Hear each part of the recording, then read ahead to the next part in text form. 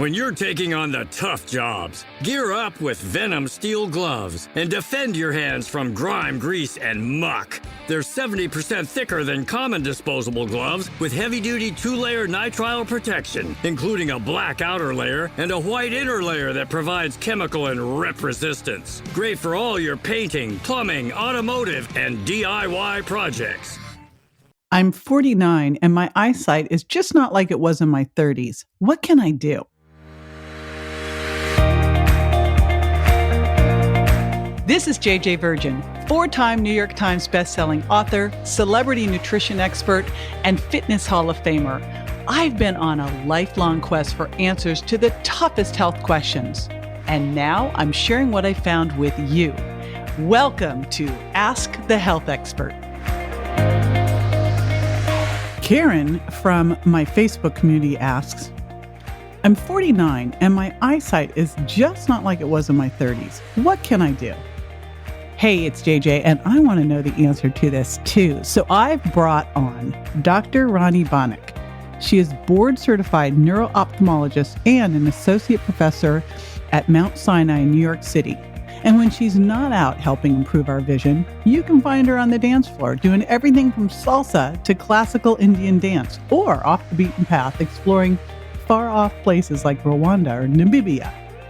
All right, we will be right back with the answer. Stay with me.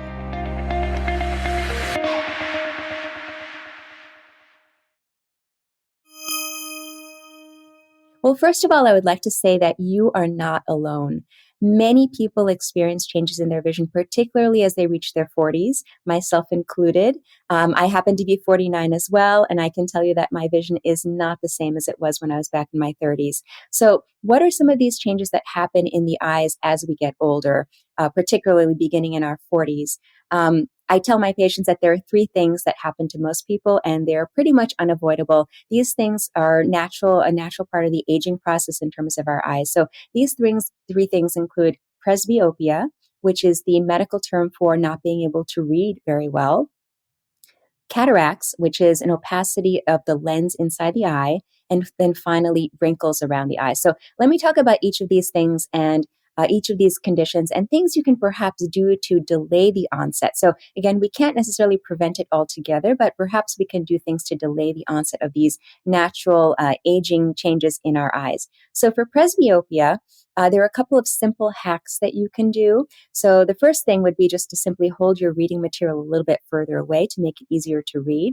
Most of us read at about 12 to 14 inches, but if you hold things a little further away at, let's say, 16 or 18 inches, that may be sufficient.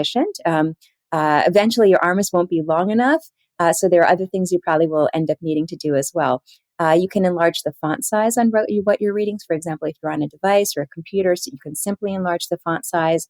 And then there are some great apps that I love to help you magnify what you're reading. So for example, if you're in a restaurant and it's dim and it's really, really difficult to read the menu, you can use an app like Big Magnifier Glasses. These are free downloadable apps that not only allow you to change the magnification, it can make you help you to enlarge things up to 6 to 8 times, but also it will also put a light on the reading material. So that also helps as well with increased illumination.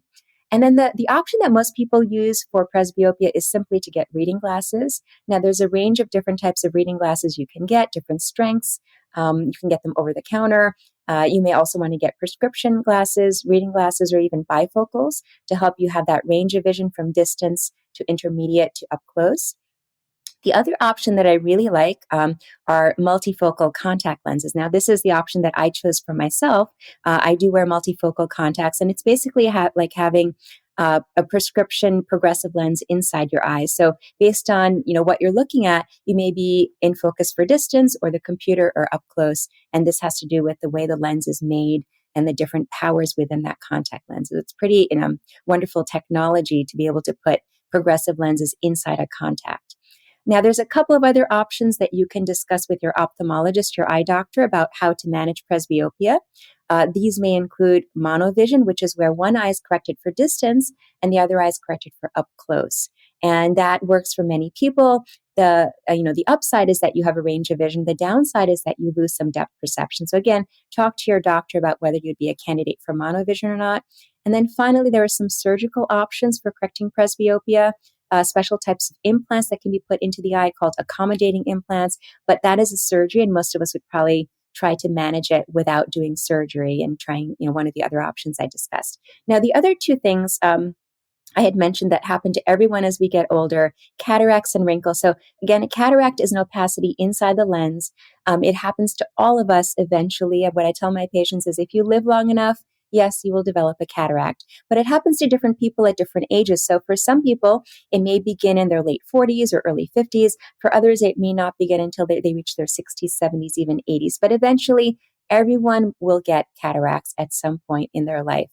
So how can you prevent against this? Well, there are plenty of studies to show that proper nutrition with plenty of antioxidants will help fight off cataracts, meaning delay the onset of cataracts. So a diet that's rich in fruits and vegetables that will give you the vitamin C, vitamin E, and vitamin A that you need are very important for prevention of cataract. Also, many studies have shown that UV light exposure is a risk for cataracts as well. So remember to protect your eyes against UV light. So either wear UV blocking glasses, UVA and UVB 100% blocking, or also the label may say UV 400, which is equivalent to UVA and UVB blocking. So wear sunglasses when you're outdoors, especially when it's a bright sunny day, or if you're on the water and there's a lot of glare, or if you're skiing and there's a lot of glare. Make sure to wear your UV protection. You can also wear a wide-brimmed hat. That works very well as well. And then again, going back to the nutrients that are really important. And the same really holds true for wrinkles, which all of us get at some point, usually in our 40s, and some people not until they reach their 50s. But for wrinkles around the eyes or bags under the eyes, it's really important, again, to have a proper diet that's rich in phytonutrients. Again, those vitamins that I talked about, vitamin C, A, and E are really important to get from fruits and vegetables. Also, hydration is really, really important to help prevent wrinkles as well. This is JJ with Ask the Health Expert. I do this 5 times a week, so make sure you never miss a show by going to subscribetoJJ.com.